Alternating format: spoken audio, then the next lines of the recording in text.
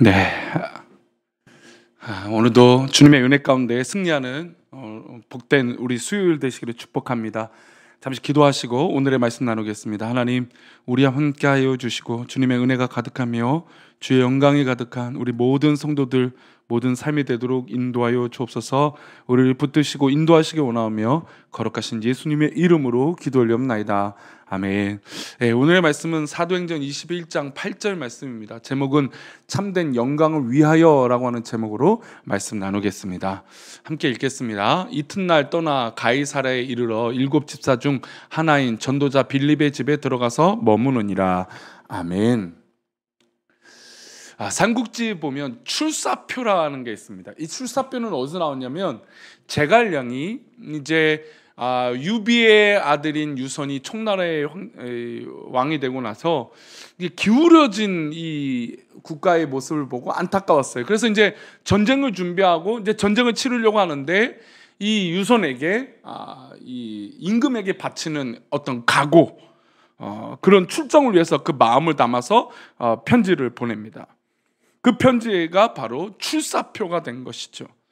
위대한 왕이나 정치인들, 세계 역사의 흐름을 바꾼 사람들은 모두 자신의 소신을 가지고 그 방향을 확고하게 가졌던 것을 보게 됩니다. 그러니까 제갈량이 그런 것이었죠. 유비를 참 사랑했던 그 마음, 그래서 그의 아들이 또 이 나라가, 이 총나라가 정말 잘 되기를 바랐던 마음으로 출사표를 던졌던 것입니다. 오늘 말씀에도 바울은 어떻게 보면 이제 자신의 삶이 이 로마 교회에 가서 로마를 향했을 때 마무리된 걸 알고 있었습니다. 그러면 회피하거나 도망갔던 것이 아니라 이제 일종의 출사표를 던지는 것이죠. 바울이 1차, 2차, 3차 전도 여행을 마치고 에베소에서 너무나 큰 은혜를 경험했습니다. 그래서 이제 이 에베소 사역을 마치고 예루살렘이라고 가겠다고 어제 말씀 가운데 했어요. 예루살렘 교회가 기근으로 인해서 어려움 당했다는 소식을 듣고 이제 주변 교회들, 본인이 세웠던 교회, 또 이 이웃 교회들에게 헌금을 걷어서 이제 예루살렘을 향하여 가고 있었습니다. 예루살렘에 가던 길에 밀레도에 들려서 이 에베소 장로들과 못다한 이야기들을, 인사를, 또 어떻게 보면 좀 유언 같은 이야기를 하고 이제 에베소 지역을 지나서 이제 가이사랴, 이제 지금으로 따지면 예루살렘의 북쪽 땅에 이제 가이사랴 지방에 도착하게 됩니다. 가이사랴에 누가 있었냐면 초대교회 7 집사를 세웠던데 그 집사님 중에 한 명이 빌립이 그곳에 있었던 것이죠. 빌립 집사님은 초대교회 7 집사 중에 한 사람이었고 핍박에 있을 때 흩어져서 사마리아 성에 교회를 세웠던 사람입니다.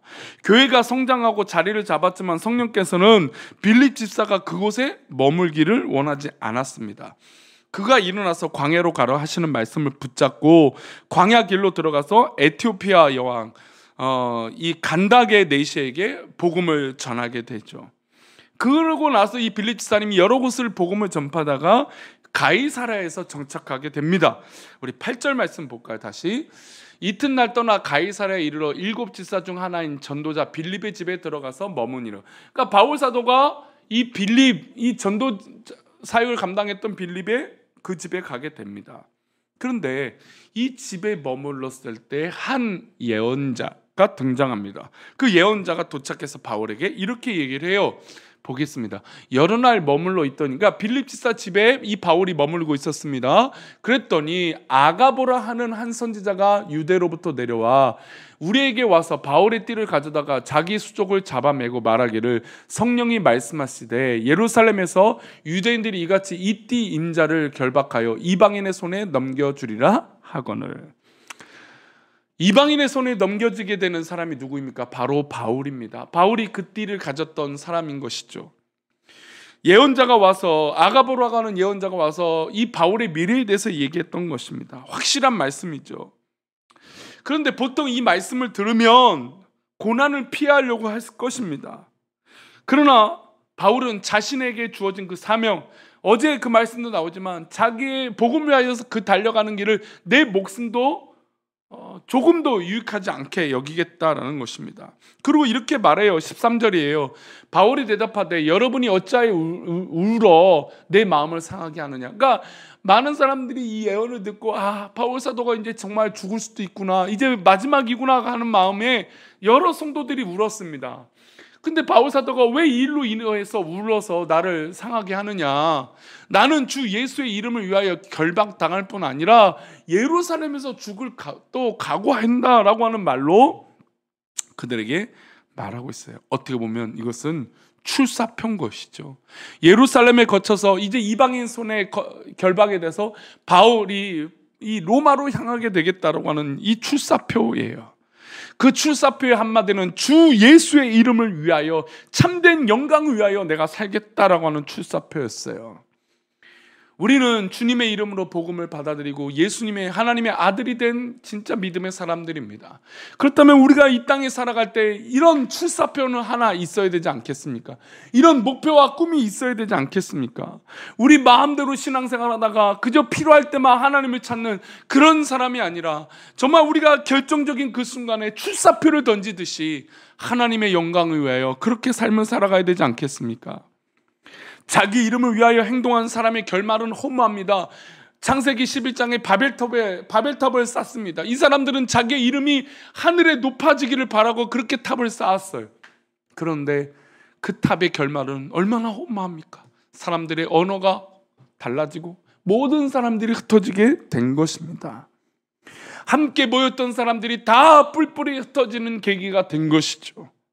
하나님을 믿고 신앙생활을 수십 년 하면서도 자기 이름을 내기 위해서 믿음 생활한다면 결말이 허무한 것이에요. 우리의 신앙생활은 우리의 이름을 높이는 것이 아닙니다. 우리의 이름 석자를 높이는 것이 아니에요. 하나님의 이름을 높여지고 나의 존재가 옅어지고 그리스도의 이름이 높아지는 그런 참된 영광의 삶을 살아가는 것이 성공한 인생인 것입니다. 훗날 천국에서도 이상이 클 것입니다. 목회자든 중직이든 누구든지 이름 지우는 훈련이 우리에게 필요합니다. 내 이름 석자를 높이려고 하는 사람이 아니라 하나님의 참된 영광을 위해서 우리가 살아가겠노라 라고 하는 것이죠. 자기의 이름을 지우고 오히려 그리스도의 이름이 높아지는 복된 삶이 우리 가운데 있기를 축복합니다. 이게 진짜 참된 믿음의 성도의 삶인 것이죠. 오늘 하루도 참된 영광을 위하여 복된 삶을 살기에 부족함이 없는 믿음의 삶이 되시기를 축원합니다. 기도하겠습니다. 하나님, 우리가 오늘 하루도 주님의 이름으로 주님의 영광을 위하여 이런 출사표를 던지며 살아가는 우리 모두가 되게 은혜를 베풀어 주옵소서. 우리가 주님의 영광 가운데 살아가며 그런 믿음의 삶이 되어질 수 있도록 복을 내려 주옵소서.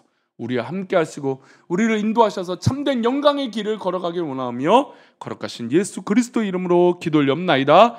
아멘.